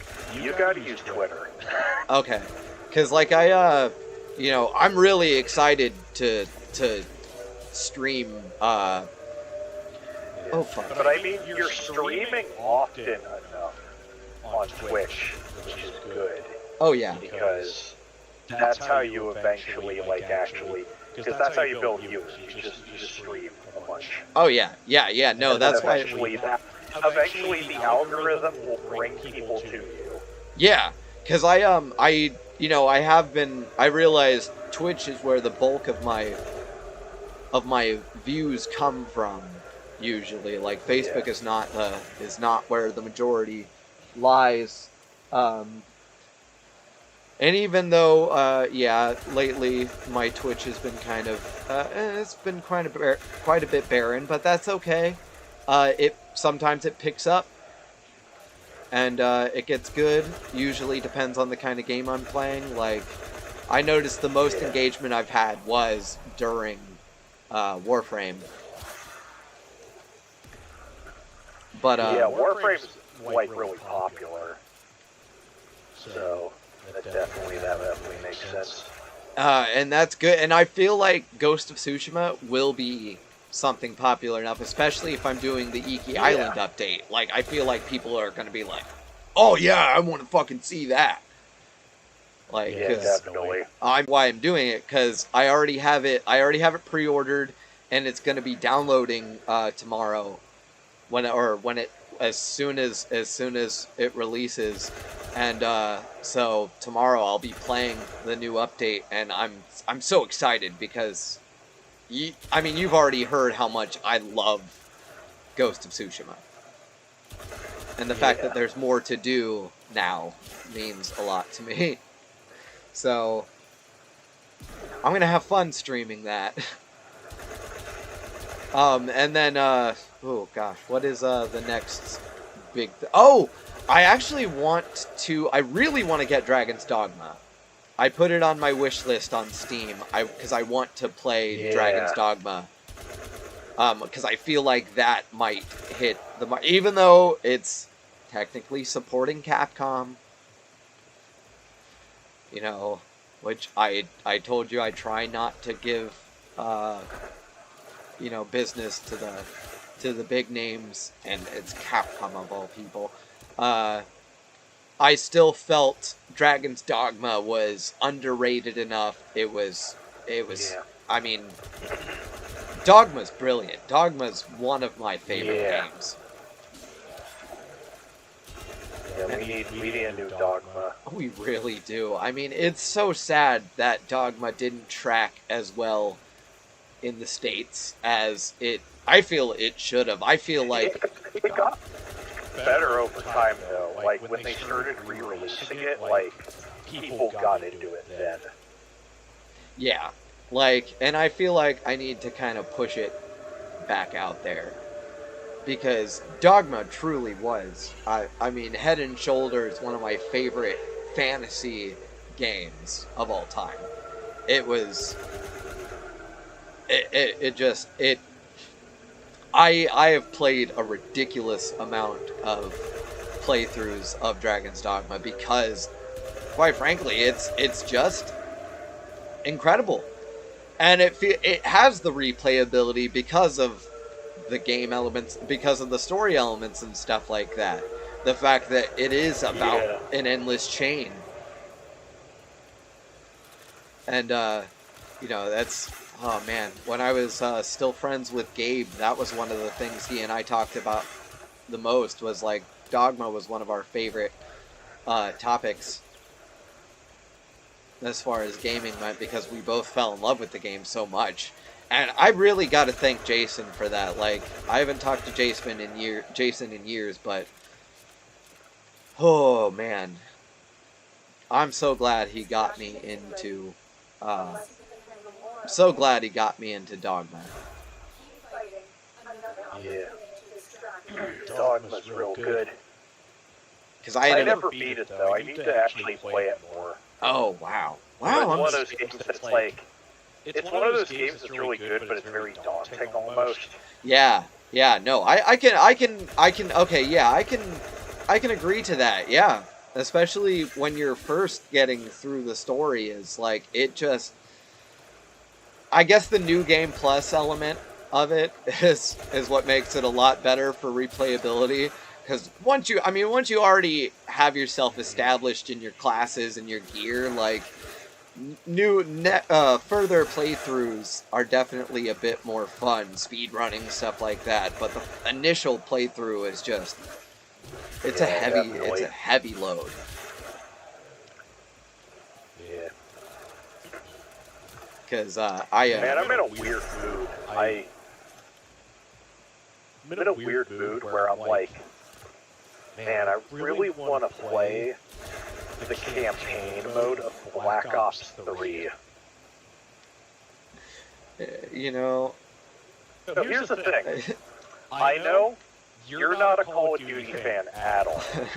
Yeah. But I'm going to tell you right now, Black Ops 3 and Infinite Warfare are the two where I think you would actually like the story of them. Yeah. Because I don't know what you know about those two, but Not much. so Black Ops 3 is full on like cyberpunk. Okay. Or I guess not cyberpunk because you're playing as a CIA agent. And that's not very punk. No. But it's I guess cyber dystopia is how I would describe it. Like it's full on sci-fi. You're like a cyborg CIA Black Ops agent that has cybernetic abilities, and you can like shoot robot bees out of your hands. And also, Black Ops 3 is the only Call of Duty game that seems like genuinely anti-military. Okay, yeah. Like in its story. See, I can... Because the whole premise is that another agent goes rogue and exposes the CIA's involvement in a horrifying accident that happened in Singapore. Mhm. And you've been sent to hunt them down, and the whole time your characters are like, man, we did some awful shit. Good. Anyway, gotta complete the mission. Yeah, no, fucking... But, it's... And also, you get to create your own character in that one, and you level up and get new gear and stuff, and you unlock skills in that campaign, and it's co-op also. Okay.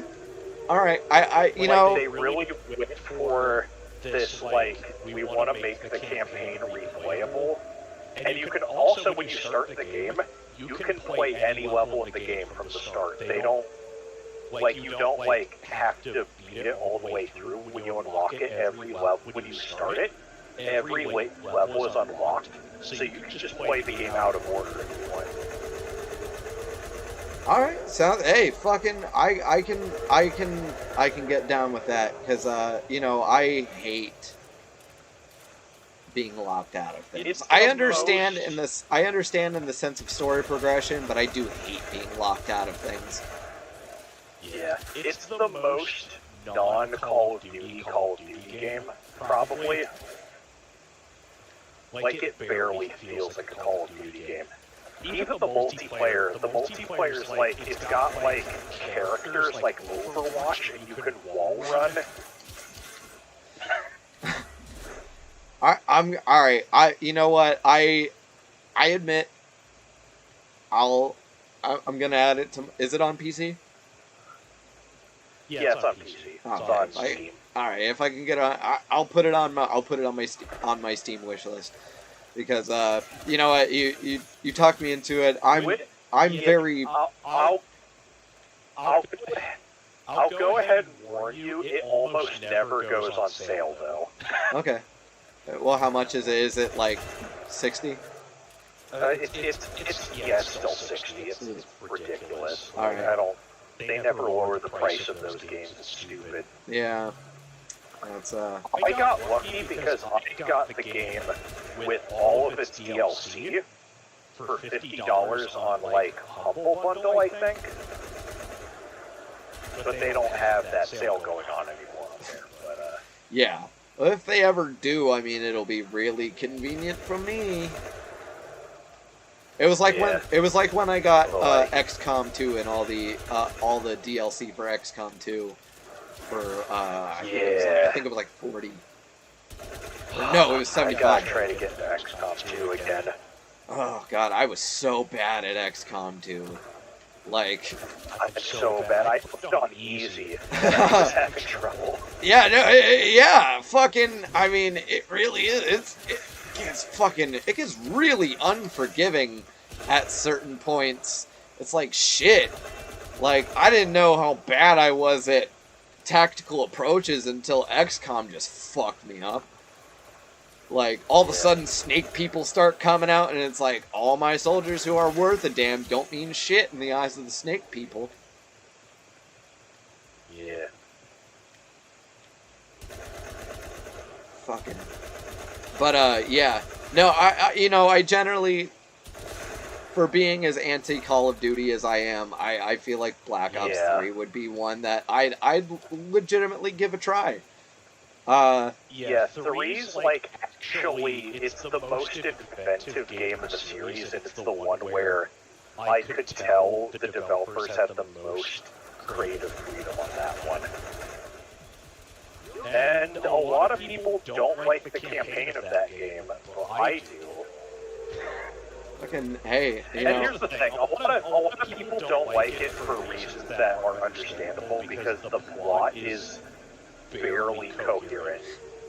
I'll go ahead and say that the plot only makes sense after you beat it. Okay. It's a weird thing to say, but it's...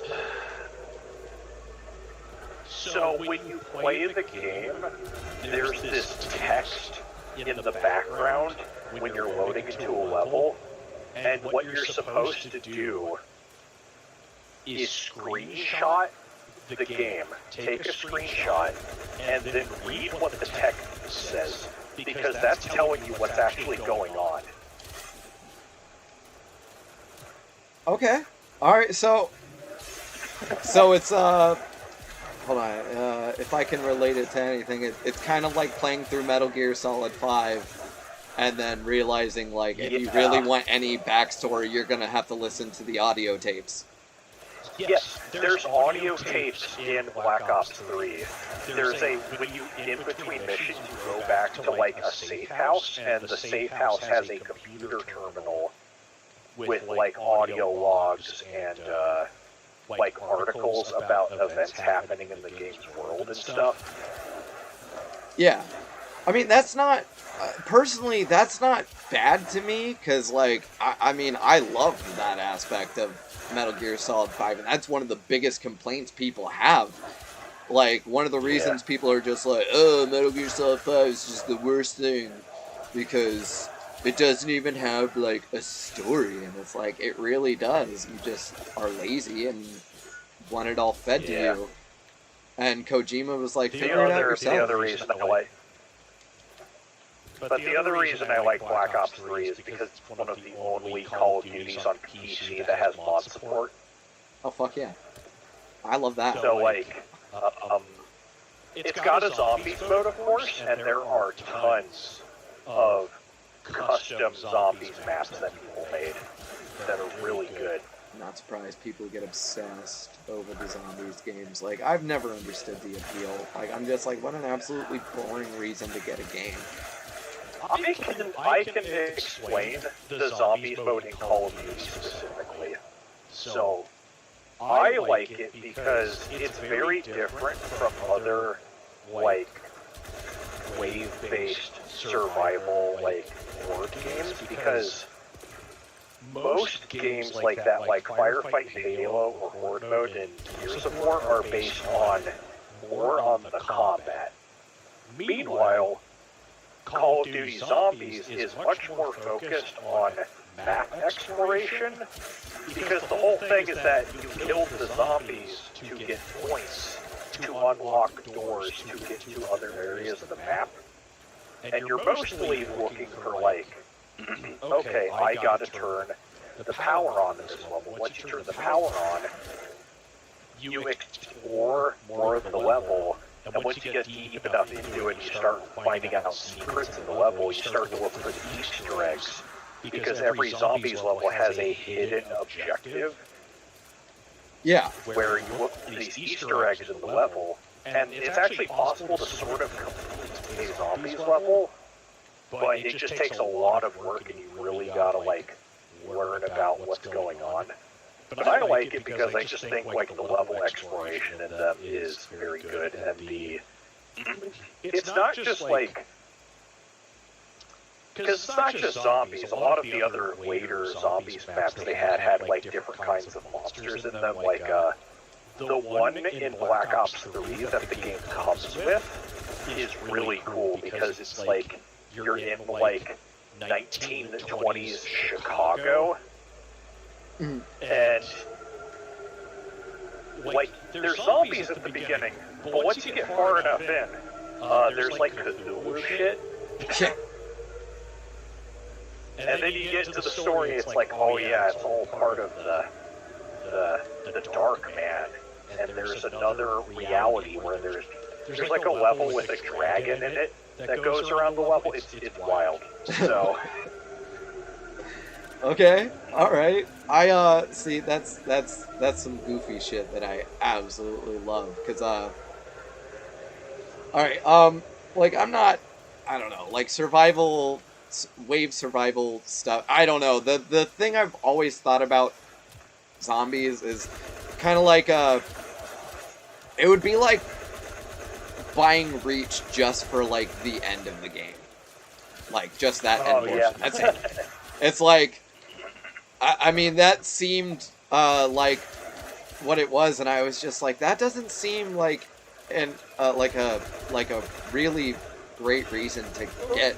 the way I would describe the zombies levels in Call of Duty is not so much like that.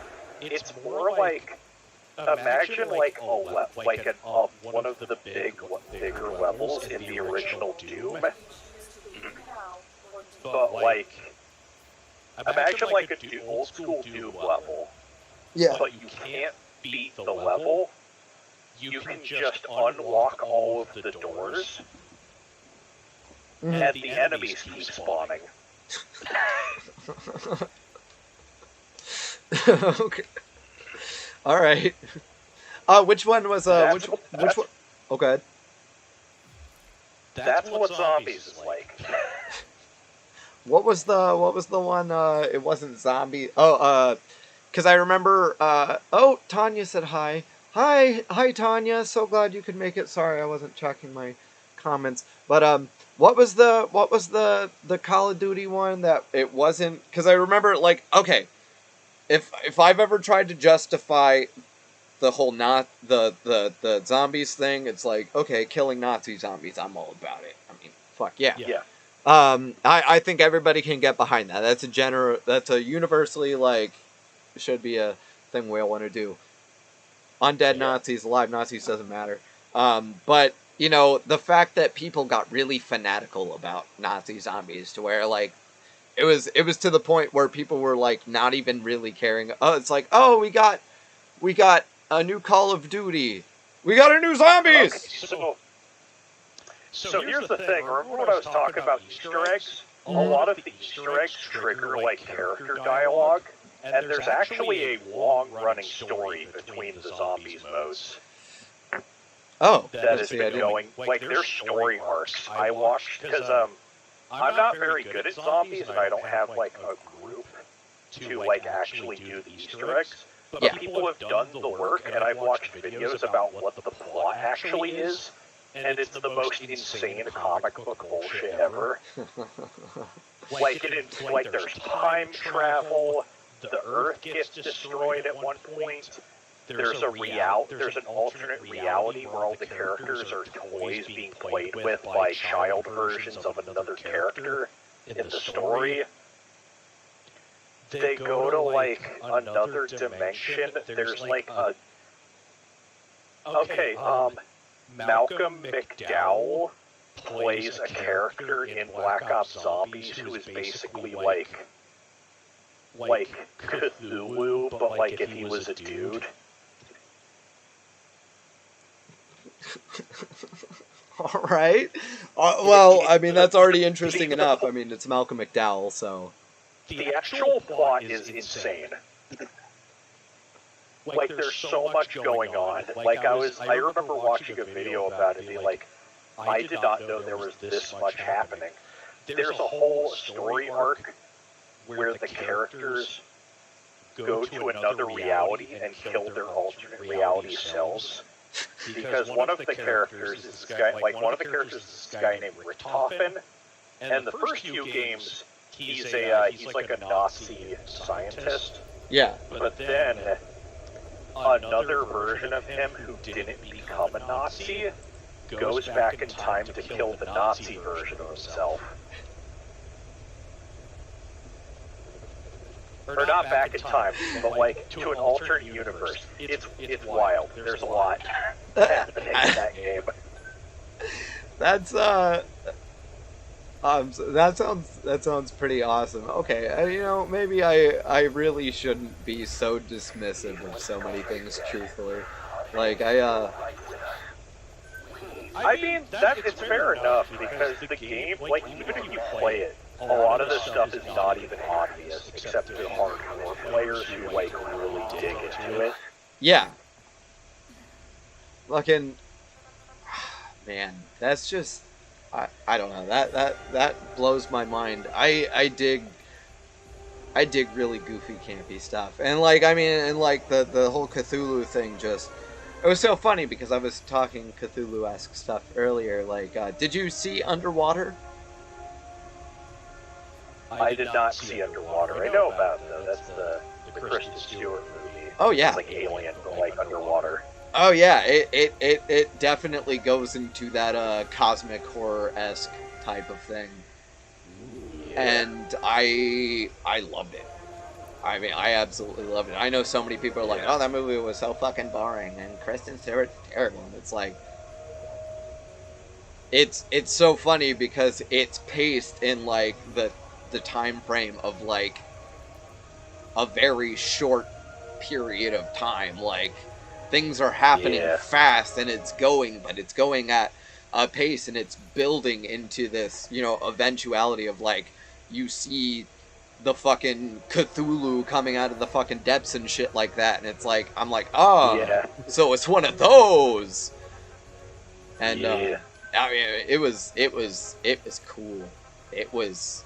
I mean, I dig cosmic horror stuff like that, and I was really happy with Underwater. So. But I guess to indicate what I'm saying though is like everything I just said about zombies. Yeah. Black Ops 3 was the Call of Duty game where they let the zombies writers write the main story. So it's that same wild, kind of weird, like, hiding plot and Easter eggs storytelling that the Zombies mode has, but it's in the campaign now. Oh, so it's obvious that this is the greatest of all of the Call of Duty games. The only Call of Duty game that anybody ever needs. There's a boss battle with a giant mech, and then you, like, use your cybernetic, like, augmentation to hack into someone's brain to retrieve their memories, and then you, like, fight in World War II because the character whose brain you're hacking into was someone who was obsessed with this one battle in World War II. So inside of their mind, this World War II battle is taking place. It's wild. It's crazy. It's like Ghost in the Shell on crack. Oh my god. Oh man. Okay. Alright. You have to fight like an evil computer AI who is made out of, like, the souls of dead victims of a CIA experiment whose brains got copied into a machine as they died. It's nuts. It's insane. It's so good. Alright. These Chinese cyborg gangsters in the game.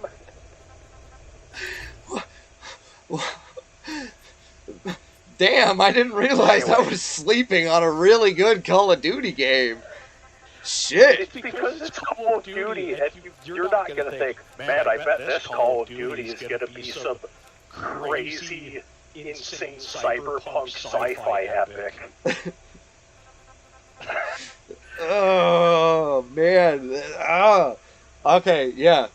Fuck it. I gotta back up real quick so I can go to Steam, and it's put Black Ops 3 in my wish list. I have to, because if you ever do play it, I will co-op it with you. Oh, without a doubt. Because I've never actually gotten to play the co-op before. Well, dope. Like Black Ops, it's Black Ops 3, right? Yeah. All right.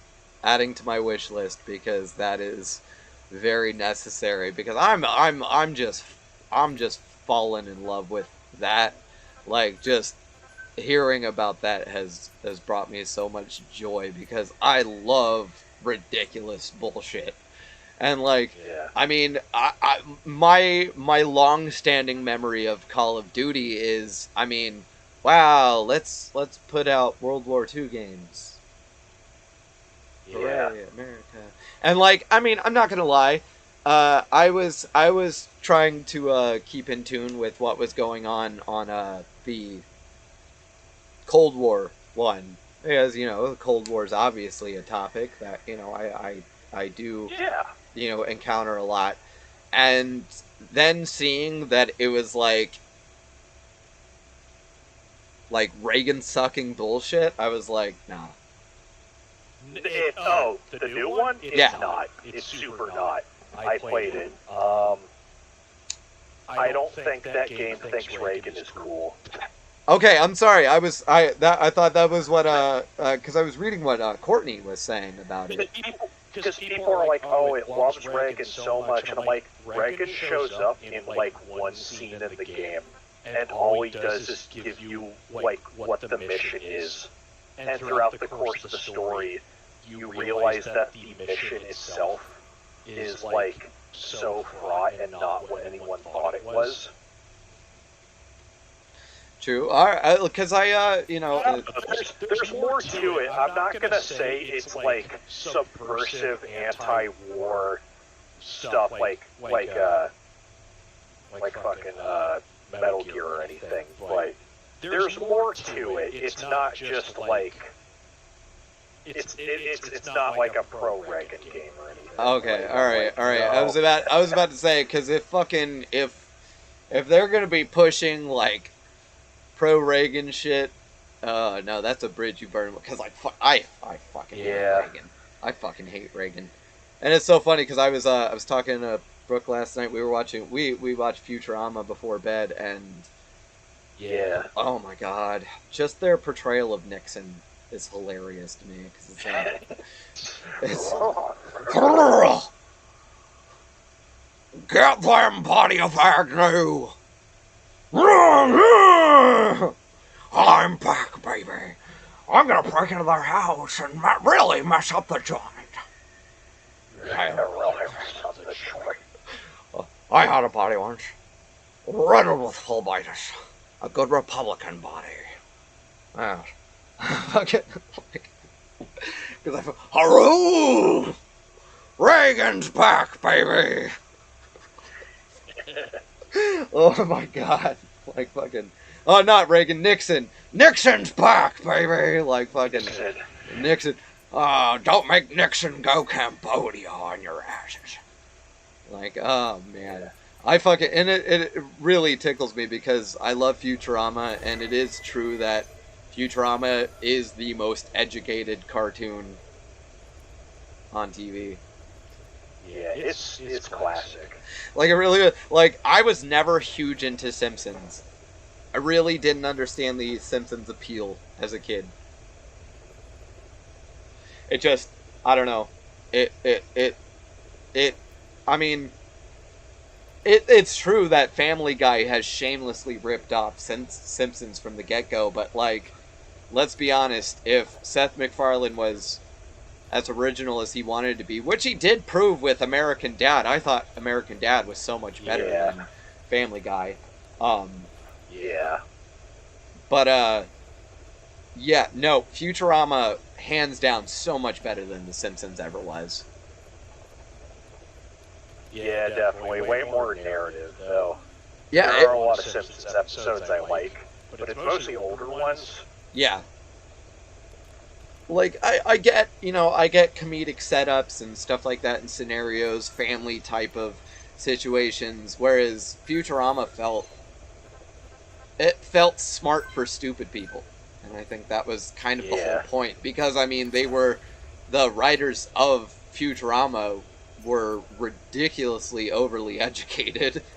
And it's not like, I mean, the science stuff, they weren't really pulling out of their asses. They were like, nah, most of this stuff actually makes sense and takes basis in scientific reality that went over most of our heads. Like, the viewers were essentially Fry, which is, I think, was the appeal of the show. Which I'm still gonna say Jurassic Park is not the saddest episode of Futurama. I still need to actually watch all of Futurama someday. You know what? I watched it whenever it was on, but I never got to I never got to see all of it though. You can ignore like the entire. I think it's the 4th season, because it was the direct-to-video movies. And I only thought one of them was mildly entertaining. The one with David Cross was just obnoxious. The D&D styled one was just, oh my god, I've seen it so many. Like, I don't hate them, I've just seen them so much, I'm so burned out on them because they were played so much when they came out. And I grew a resentment for them. But like the other seasons, like, yeah, I mean we'll be rewatching it on Hulu, and it I'll come across an episode that I don't remember quite as well, and I'm just like, oh yeah, wow, I don't like.